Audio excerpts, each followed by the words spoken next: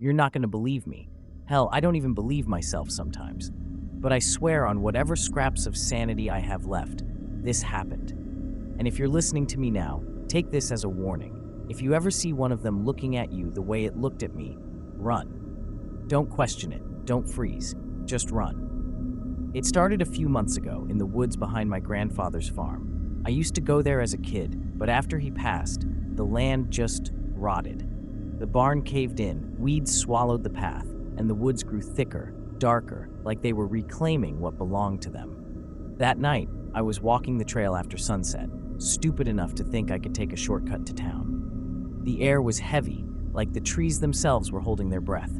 Every step made the leaves crunch too loud, and for the first time in years, I felt like prey. That's when I heard it. A low grunt. Wet, guttural. The kind of sound that makes your skin crawl because it's too close, too alive. At first, I thought it was just a wild pig. We've had plenty of those in the area. But then it made another sound, almost like a laugh. Not human, not animal, something in between. I froze. My heart hammered so hard I swear it shook the air around me. From the shadows between the trees, I saw movement. Something stepped into the faint moonlight and my stomach dropped. It was a pig, or at least it looked like one, but wrong. Its eyes, God, those eyes. They weren't the dull, glassy kind animals have. They were wide open, unblinking, pure white with black pits in the center, locked directly on me. It didn't move like an animal either. Its body was still, too still, like it was holding itself back. But its head twitched in tiny, jerky motions, as if it was struggling not to pounce. The longer I stared, the more wrong it felt. Its breathing was deliberate, in and out, louder than it should have been. I could smell it too, rot and damp earth, like something that had been buried and dug back up. I don't know how long I stood there. Seconds, minutes, time just slipped away. The silence between us was unbearable, broken only by that slow, wet exhale from its nostrils. And then it tilted its head, just slightly, like it was curious, like it was studying me. My legs felt like stone, but my instincts screamed at me to move. That's when I remembered something my grandfather used to say, back when I was little. We were sitting on the porch one evening when he saw one wandering the fields.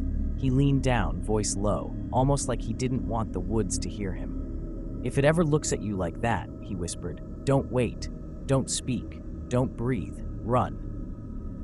I should have listened. I wanted to run, but I couldn't. My legs were trembling, my chest was tight, and my brain kept repeating my grandfather's warning over and over like a broken record. The pig, or whatever it was, took a step forward. Its hooves pressed into the soil with a slow, deliberate weight. But the sound, it didn't match. It wasn't the clop of an animal. It was softer, wetter, almost like a bare foot stepping into mud. That tiny detail broke something inside me. I staggered backward, my heel catching on a root. The thing didn't flinch. It just smiled. Not with its mouth, but with its eyes. Like it knew it had me. "Run," my mind screamed. Finally, my body listened. I bolted down the path, branches clawing at my arms, thorns tearing at my clothes. The night swallowed every sound except for the pounding of my feet and its breathing. I swear I could hear it behind me, steady, almost playful, like it wasn't chasing me to catch me, but to watch me struggle. I didn't dare look back. I could feel it, though, that gaze, burning into the back of my skull. The forest grew unfamiliar. Paths I had walked as a child twisted into tunnels of blackness. My flashlight, half dead, flickered in my shaking hand, throwing warped shadows across the trees. Every time the beam stuttered, I imagined its face would be there, waiting. At some point, I stumbled into a clearing. My chest heaved, my legs screamed, and I collapsed against an old fence post, trying to catch my breath. The night was dead silent now. No crickets, no wind, just silence thick enough to choke on. I thought maybe I had lost it, that maybe it was all in my head.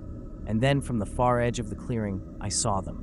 Eyes, not one pair, dozens, white, wide, unblinking, staring from the tree line. My blood went cold.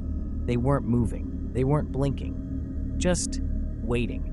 The memory of my grandfather came back again, sharper this time. He'd never told me directly what he meant, but I remembered something else, something darker. One summer, I'd overheard him talking to a neighbor about the pigs. His voice was low, but I caught enough to piece it together. "They're not animals," he said. "Not anymore. Something uses them. Something wears them." The neighbor had gone pale. I never understood what he meant. Until now. Because as I stood frozen in that clearing, every pair of those eyes shifted in perfect unison. Not randomly, not like animals. Perfect. Synchronized. They tilted their heads the same way, at the exact same moment. A sound broke the silence, a low grunt that grew into a chorus, vibrating through the trees. Not from their throats, from somewhere deeper, older, buried in the earth itself. That's when I realized I hadn't been running away from it. It had been leading me here. I should have turned and run back into the trees, but it was too late. The circle was already closing. Those eyes, dozens of them, stepped forward in eerie silence, bodies still hidden by the dark. Only their breathing reached me, thick and wet, like lungs filled with mud. One of them finally moved into the moonlight. Its body swayed unnaturally, legs stiff, as if it didn't fully belong to the shape it was wearing. The pig's face stared at me, but its mouth twitched like it wanted to form words. And then it did. Not clearly, not human, but enough. A strangled rasp tore from its throat, forming sounds that should have been impossible. Run! The voice was distorted, broken, like someone trying to remember how to speak after centuries of silence. And when the word ended, the others joined in, repeating it in perfect unison. A wall of voices, each one dragging that same cursed word across the clearing. Run! I staggered backward, my head spinning, bile rising in my throat. My flashlight slipped from my hand and hit the ground, the beam rolling across their faces. For the first time, I saw them clearly. They weren't pigs. Not anymore. Their flesh sagged like wet fabric, stretched too thin over something moving beneath. Their eyes bulged from sockets that looked too shallow, as if they'd been forced into skulls that didn't quite fit. And under their skin, there was motion. Something writhing, pressing against the surface, desperate to get out. One of them shuddered violently, and its skin split along its shoulder. A pale hand pushed through the tear, human fingers, long and clawed, grasping at the air before sliding back under the flesh. That's when my body finally obeyed. I ran. I don't remember how I got out. The woods twisted in impossible ways. Sometimes I swear I was running in circles, passing the same dead tree, the same half-buried fence post. But somehow, against all logic, I stumbled back onto the dirt road by the farm. I didn't stop running until I reached the edge of town. By then, the first light of dawn was creeping over the horizon. The world felt normal again. Birds sang, cars passed on the highway, but I couldn't shake the feeling that something had followed me back. And maybe it did, because sometimes, when I'm walking alone at night, I catch it, a reflection in a window, a shadow that doesn't move with me. And those eyes, always those eyes. Watching, waiting. I don't go near the woods anymore, but I know it's only a matter of time. They led me out once, they'll lead me back again. So if you ever see one, standing still, watching with those white, unblinking eyes, don't hesitate. Don't let it lead you where it wants. Run.